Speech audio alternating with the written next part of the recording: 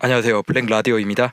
자, 한국경제의 기사입니다. 공무원, 군인연금 이대로 두면 9년 뒤엔 7.5조 세금 투입해야. 참 지나간 것에 대해서 아쉬워하는 것만큼 미련한 것은 없지만 우리 다시 한번 얘기를 합시다. 박근혜 대통령님 죄송합니다. 박근혜 대통령이 공무원연금 개혁했죠. 사실 완벽하게 공무원연금에 이어서 군인연금, 사학연금 전체를 개혁하지 못했습니다. 그때 유승민이가 앞제비처럼 나가서 어떻게 했죠? 딜을 하면서 유승민이가 정말 신경 많이 써준 게 뭐죠? 바로 광주에 그거죠. 지금 생각하면 그때 유승민이를 굉장히 개혁적인 보수다라고 박수를 쳐줬던 것에 대해서 정말 부끄럽고 박근혜 대통령이 생각했던 그 개혁, 연금 개혁을 마무리할 수 있도록 응원해주지 못한 것에 대해서 너무나 미안하네요. 자, 기사의 내용을 한번 봅시다. 정부가 공무원연금과 군인연금의 적자를 보전하기 위해서 투입해야 할 돈이 2028년이면 올해보다 2배 많은 7조 5천억 원에 이를 것으로 예상됐다. 불과 10년 만에 2배가 된다는 거예요. 국민연금을 제외한 각종 연금 및 보험의 재정 적자 폭도 7조 4천억 원에서 2028년 19조 9천억 원으로 불어난다. 참고로 이건 박근혜 대통령 때 공무원연금 개혁을 한 그걸 바탕으로 이 정도예요.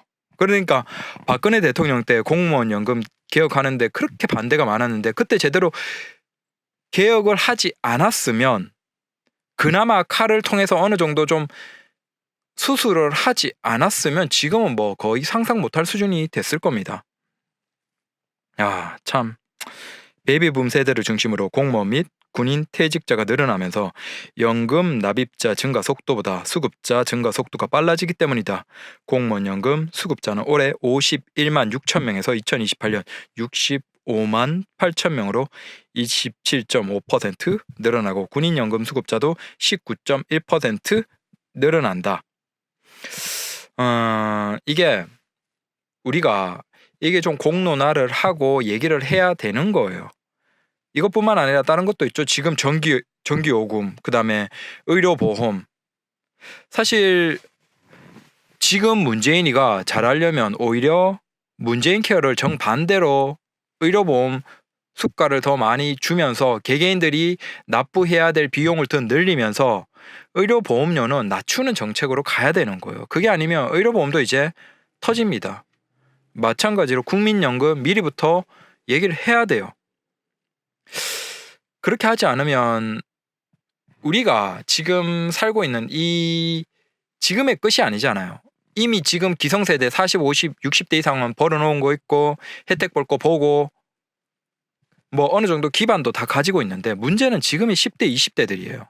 걔들이 이제 한 15년, 20년 뒤가 되면 사회로 나오고 돈을 벌고 우리 사회에서 어떤 경제 활동을 해야 되는 그런 사람들로 들어오는데 그때 걔들이 내야 될 세금의 수준은 상상 못할 거예요. 의료보험, 그 다음에 국민연금, 전기요금 내야 될 게 너무 많아요. 우리는 지금 이미 다 벌어놓고 은퇴하고 덜 쓰고 벌어놓은 거 지키면 되는데 이제 막 사회에 나오는 걔들이 어느 정도 활동하는 한 20년, 15년 뒤에는 지옥이 될 거예요. 그래서 우리가 이미 공무원 연금에 혹은 이 연금에 통해서 이걸 받잖아요. 그러면 지금 10대, 20대들이 내야 될 목소리는 이거예요.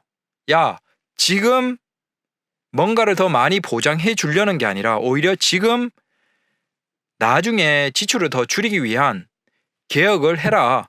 칼을 대라. 수술을 해라.